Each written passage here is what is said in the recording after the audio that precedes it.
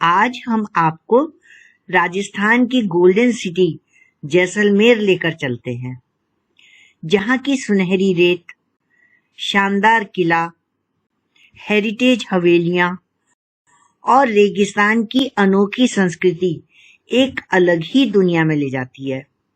यहाँ का हर कोना एक कहानी कहता है, चाहे वो जैसलमेर का फोर्ट हो, हवेलियां हो, गलियां हो या फिर सैंड ड्यून्स का रोमांचक सफर।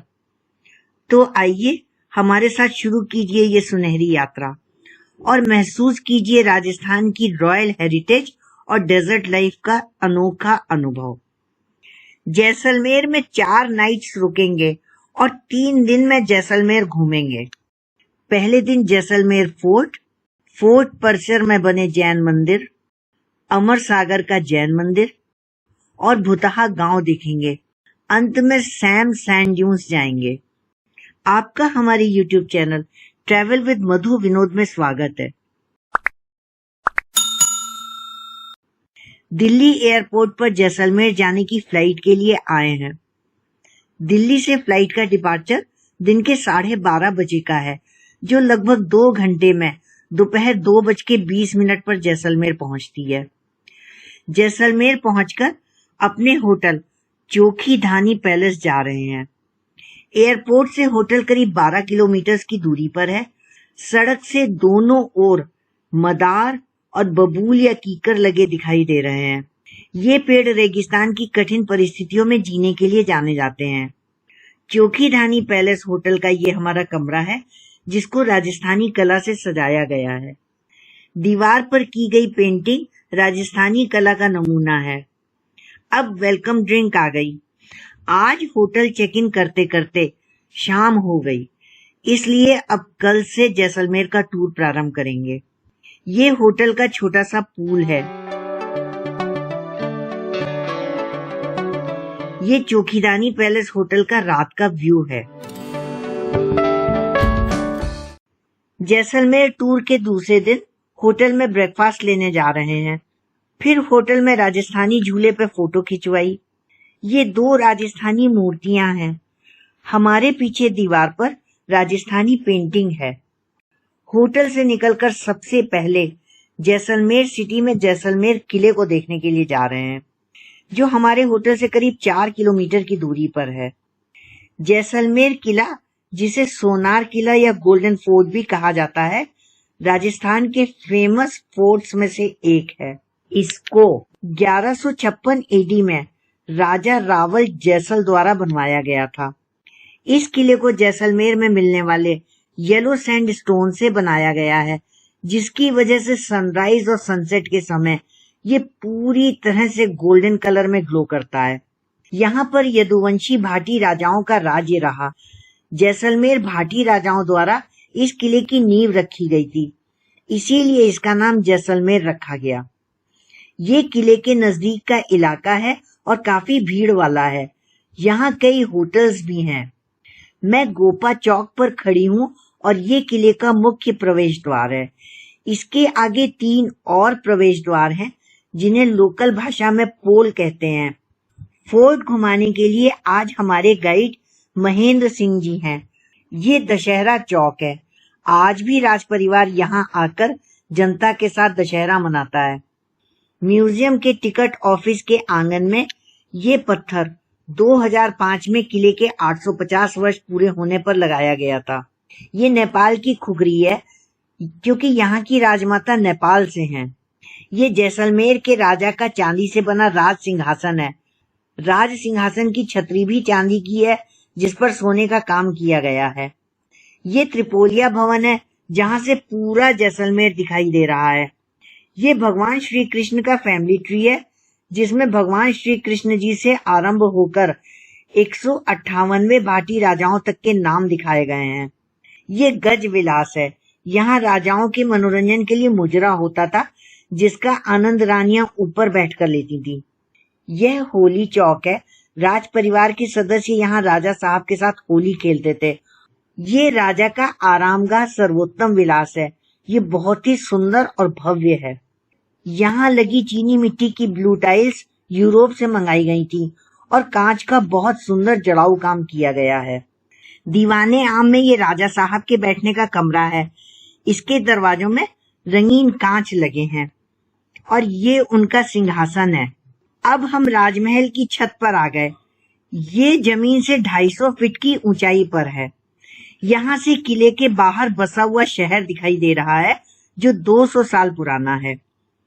पूरा जैसलमेर शहर पीले पत्थरों से बना है, इसीलिए इसे गोल्डन सिटी कहते हैं।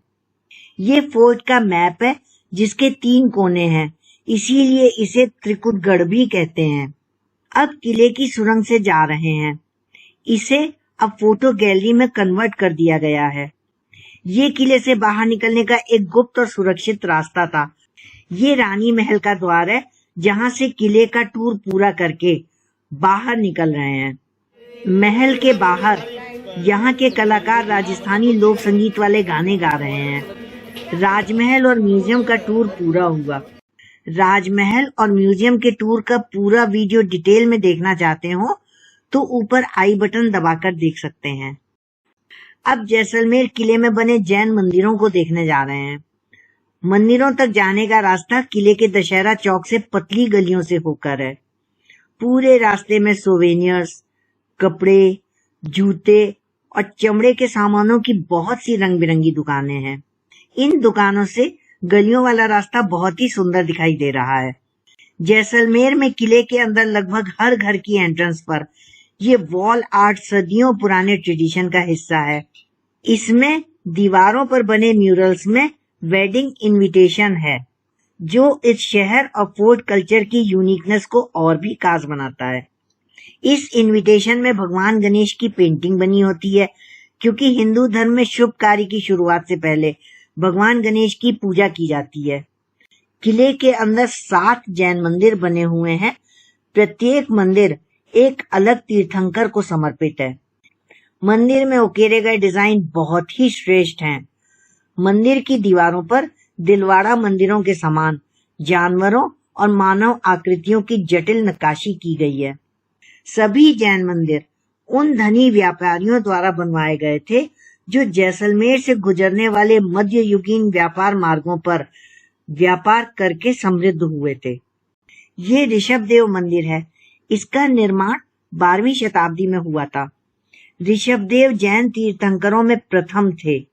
ये ऋषभदेव जी की मूर्ति है और ये जैन समुदाय की सबसे प्राचीन और सर्वाधिक पूजनीय मूर्तियों में से एक है। ये चंद्र प्रभा मंदिर है जो जैन धर्म के 8वें तीर्थंकर को समर्पित है। इसे वर्ष 1509 ईस्वी में बनवाया गया था। चंद्र प्रभा मंदिर की नक्काशीदार मूर्ति शुद्ध संगमरमर से बनी है। ये एक और जैन मंदिर पार्श्वनाथ मंदिर है। पार्श्वनाथ 23वें जैन तीर्थंकर थे। यह मंदिर उन्हीं को समर्पित है। ये भगवान पार्श्वनाथ जी की मार्बल से बनी प्रतिमा है जिनके सिर पर 7 नागों का मुकुट है। अब एक और जैन मंदिर संभवनाथ मंदिर जा रहे हैं। संभवनाथ मंदिर का निर्माण 16वीं शताब्दी में फतेहचंद कोठारी नामक एक धनी जैन व्यापारी ने करवाया था। संभवनाथ जी की मूर्ति को बहुत ही सुंदरता से तराशा गया है। अब एक और जैन मंदिर कुंतुनाथ मंदिर देखेंगे। कुंतुनाथ की संगमरमर की मूर्ति देखने में बहुत सुंदर है। 17वें तीर्थंकर को समर्पित कुंतुनाथ मंदिर का आंतरिक भाग बहुत सुंदर है। इसका निर्माण 15वीं शताब्दी में हुआ था। जैन मंदिरों को देखने के बाद अलग अलग रंगों से चमकते बाजार को देखते हुए वापस लौटकर दशहरा चौक जा रहे हैं। किले के इन जैन मंदिरों को देखने का पूरा वीडियो डिटेल में देखना हो तो ऊपर आई बटन दबाकर देख सकते हैं। यहाँ पर मौसमी का ताजा जूस मिल रहा है। ताजा जूस लिया और अगले अट्रैक्शन के लिए चल दिए। अब अमर सागर लेक के परिसर में बना एक जैन टेम्पल देखने जा रहे हैं। मंदिर जैसलमेर से 11 किलोमीटर दूर एक मैन मेड वाटर रिजर्वायर अमर सागर के किनारे बना हुआ है। ये मंदिर एक आर्किटेक्चरल स्प्लेंडर और जैन क्राफ्ट्समैनशिप का मास्टरपीस है जिसमें इंटीग्रेट कार्विंग्स और स्कल्पचर्स हैं। ये अमर सागर जैन मंदिर परिसर है। जिसे सन 1928 में पटवा सेठ हिम्मत राम बाफना द्वारा जैन समुदाय के लिए एक श्रद्धा स्थल के रूप में बनवाया गया था। ये मूर्ति पटवा सेठ हिम्मत राम बाफना की है। ये मंदिर जैन धर्म के पहले तीर्थंकर भगवान आदिनाथ को समर्पित है, जिसे आदेश्वर नाथ मंदिर भी कहा जाता है। मंदिर के ऊपर वाले भाग में बने गर्भगृह में भगवान पार्श्वनाथ जी की मार्बल से बनी प्रतिमा है, जिनके सिर पर 7 नागों का मुकुट है। मंदिर गोल्डन जैसलमेरी स्टोन्स से बना है, जिस पर की गई नक्काशी दिन में सुनहरी आभा लिए बहुत चमकती है। इसके पत्थरों की सुनहरी चमक ही मेन अट्रैक्शन है। ये मंदिर दिलवाड़ा स्टाइल ऑफ आर्किटेक्चर का एक फाइन एग्जाम्पल है, जिसकी पहचान इसकी ये कार्विंग्स हैं और ऑर्नेट पिलर्स पर की गई कॉम्प्लिकेटेड डिजाइन्स हैं। अमर सागर एक आर्टिफिशियल वाटर रिजर्वायर था, लेकिन अब ये सूख गया है।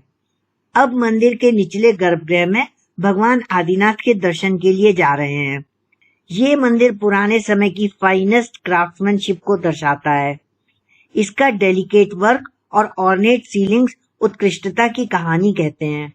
अंदर से भी ये मंदिर की इंटीग्रेट हैंड कार्विंग्स और डोम्स बहुत शानदार दिखाई देते हैं। ये उत्तम वास्तुकला और बेहतरीन शिल्प कौशल का एक आदर्श उदाहरण है। ये भगवान आदिनाथ जी की मूर्ति है। अमर सागर जैन मंदिर के ब्रिलियंट आर्किटेक्चर को देखने के बाद अगले अट्रैक्शन को देखने के लिए चल दिए। अब जैसलमेर के एक यूनिक अट्रैक्शन को देखने जा रहे हैं, जिसे भुतहा गांव कहा जाता है। रेगिस्तानी वातावरण में पवन चक्कियां तकनीकी उन्नति का प्रतीक बनकर फैली हुई हैं। जैसलमेर का ये दृश्य कितना अद्भुत है। हम लोग कुलधरा जा रहे हैं, जो जैसलमेर जिले में एक शापित और रहस्यमयी गांव है। इसे भूतों का गांव या हाउंटेड विलेज भी कहा जाता है। ये स्थान जैसलमेर से 20 किलोमीटर दूर है। अब कुलधरा गांव के एंट्री गेट पर आ गए हैं, जहां पर 50 रुपए प्रतिकार एंट्री फी देकर अंदर जाते हैं। कुलधरा रोजाना सुबह 8 बजे से शाम 6 बजे तक खुला रहता है। आज भी कुलधरा गांव वीरान पड़ा है और इसे राजस्थान की सबसे ज्यादा डरावनी जगहों में से एक माना जाता है। गांव में करीब 400 खंडित घर हैं और यहाँ अब कोई भी नहीं रहता है। गांव की सारी हट्स और कॉटेजेस टूटी फूटी हालात में हैं। इस घर को रिक्रिएट करके ये दिखाया गया है कि उस समय में ट्रेडिशनल राजस्थानी आर्किटेक्चर कैसा दिखता था। ये ट्रेडिशनल राजस्थानी आर्किटेक्चर को शोकेस करता है, जिसमें यूनिक लेआउट और कंस्ट्रक्शन टेक्निक्स हैं। बहुत से घरों या हवेलियों में इंटीग्रेट कार्विंग्स और डेकोरेटिव एलिमेंट्स दिखते हैं, जो पालीवाल ब्राह्मण्स की स्किल और क्राफ्ट्समैनशिप को रिफ्लेक्ट करते हैं। गांव के रेमनेंट्स हमें इसके पुराने निवासियों की लाइफ की एक झलक देते हैं और आसपास का डेजर्ट लैंडस्केप इसकी एरी ऑरा को और भी बढ़ा देता है। ये गांव पिछले 200 सालों से वीरान पड़ा हुआ है और भूतिया जगहों में आता है। किंवदंतियों के अनुसार अब यहाँ भूत रहते हैं। ये गांव मुख्यतः लोकल सैंडस्टोन से बना है, जो जैसलमेर रीजन में एबंडेंट है। ये मटेरियल स्ट्रक्चर को मजबूती देने के साथ साथ नेचुरल एस्थेटिक भी प्रोवाइड करता है, जो डेजर्ट लैंडस्केप में परफेक्टली ब्लेंड होता है। यहाँ वर्नाकुलर आर्किटेक्चर के एलिमेंट्स भी दिखते हैं, जैसे बड़े स्टोन्स को एक के ऊपर एक रखकर मोटी दीवारें बनाना, जिससे दिन की तेज गर्मी में कूलिंग का टाइम लैग मिले और ठंडी रातों में हीटिंग बनी रहे। ये एक समृद्ध गांव था, लेकिन 19वीं शताब्दी के शुरुआत में रातों रात सभी निवासी गांव छोड़कर यहाँ से चले गए थे। बताया जाता है कि 19वीं शताब्दी में घटती पानी की आपूर्ति के कारण निवासियों को गांव छोड़ना पड़ा था। इस गांव का निर्माण लगभग 13वीं शताब्दी में मूल रूप से पाली से विस्थापित कुलधर जाति के ब्राह्मणों द्वारा किया गया था और इन्हीं के नाम पर इस गांव का नाम पड़ा। राजस्थान सरकार ने इसे पर्यटन स्थल का दर्जा दे दिया है। इस कारण अब यहाँ रोजाना हजारों की संख्या में पर्यटक आते हैं। ये टेंटी या केर का पेड़ है। इसके फल का उपयोग सब्जी, अचार और दवा के रूप में किया जाता है। अब अगले डेस्टिनेशन के लिए चलती है। हम लोग Sam sand dunes desert camps जा रहे हैं। Sam sand dunes desert camps Jaisalmer से 48 किलोमीटर दूर कनोई विलेज में है। ये Sam sand dunes desert camps का इलाका है। यहाँ पर लोगों के ठहरने के लिए टेंट ही टेंट लगे हुए हैं। हम लोग अपने रिजॉर्ट पहुंच गए। ये पूरे रिजॉर्ट का व्यू है। इसमें 3 तरफ बहुत से टेंट्स लगे हैं। इस रिजॉर्ट का नाम Sam sand dunes desert safari है। टेंट के सामने बरामदा है जहां बैठने के लिए कुर्सियां हैं। ये इस रिजॉर्ट का लग्जरी स्विस एसी टेंट है जिसमें हम लोग 1 रात रुकेंगे। टेंट तो ठीक है पर इसका बाथरूम बहुत फिसलन वाला और साधारण है। ठहरने के पैकेज में कैमल सफारी भी है। सफारी पर जाने के लिए थार जीप का इंतजार कर रहे हैं। कुछ फोटोज भी रेगिस्तानी टेंट के वातावरण में खिंचवाई। यहाँ लगे झूले पर भी एक फोटो है। थार जीप से सफारी एरिया के लिए जा रहे हैं। रास्ता बहुत ही उबड़ खाबड़ है। जीप में पीछे बैठकर बहुत झटके लगते हैं। ये Sam sand dunes desert safari area है। यहाँ पर टूरिस्ट डेजर्ट सफारी की एक्टिविटीज करने आते हैं। सैम सैंड ड्यून्स में कैमल सफारी एक मजेदार और रोमांचकारी एक्टिविटी होती है। हम दोनों भी ये सवारी करने जा रहे हैं।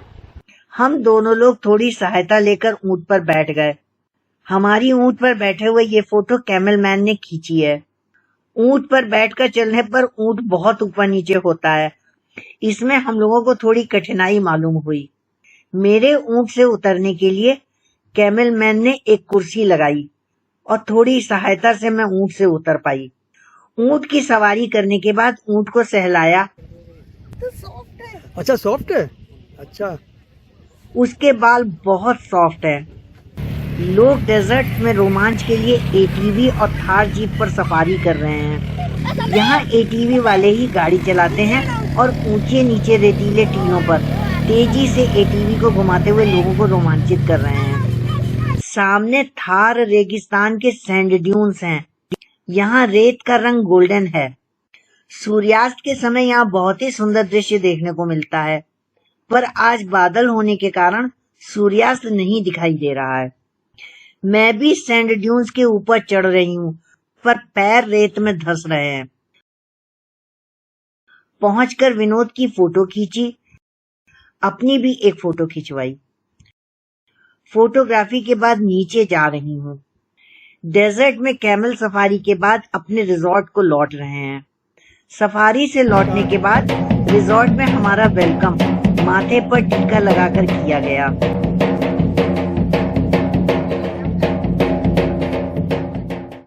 रात होते ही राजस्थान के लोक नृत्यों, गीतों, संगीत और वेशभूषा से भरपूर एक सांस्कृतिक कार्यक्रम भी रिजॉर्ट के बीच में बने प्लेटफॉर्म पर शुरू हो गया।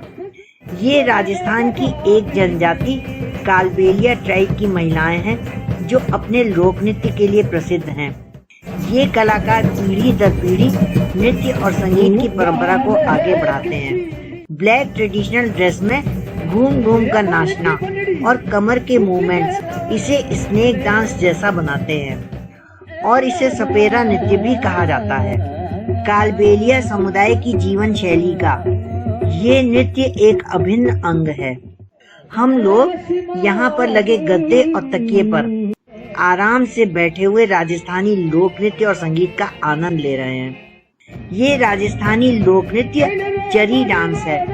इसमें महिलाएं अपने सिर पर जलते हुए ब्रास पॉट्स लेकर ग्रेसफुल मूवमेंट्स कर रही हैं।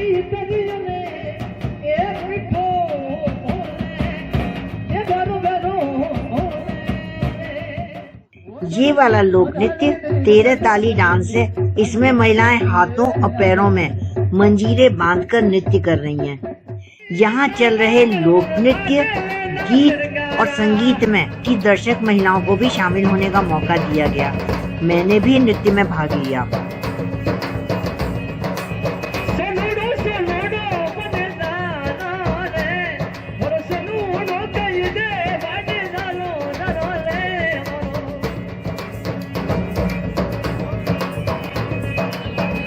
राजस्थान के फोक डांसेस अपनी रंगीन परंपरा, संस्कृति और फेस्टिविटी के लिए प्रसिद्ध हैं। ये लोक नृत्य सिर्फ एंटरटेनमेंट ही नहीं करते, बल्कि राजस्थानी लाइफस्टाइल और हिस्ट्री को भी दर्शाते हैं। राजस्थान के लोक नृत्य, गीत, संगीत का आनंद लेने के बाद डिनर किया और आज का टूर पूरा हुआ।